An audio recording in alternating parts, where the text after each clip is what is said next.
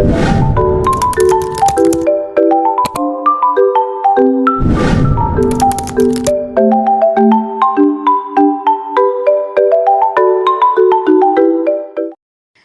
day everyone! Today we are going to discover some of the uncommonly used Filipino words. We will give their definition and we will use them in a sentence. So we have batlag, kalupi, pulot, gata. The first word, we have batlag. Nangangahulugang isang sasakyang umaandar sa mga gulong. Nabangga ang aming minamanihong batlag kaninang umaga. The second word, we have kalupi.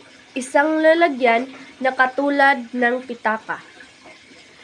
Nawala ng aking kaklase ang kanyang kalupi noong isang araw. The third word, we have pulot gata. Isang paglalakbay o bakasyon na ginagawa ng isang bagong kasal. Isang panahon ng pagkakasundo pagkatapos ng kasal.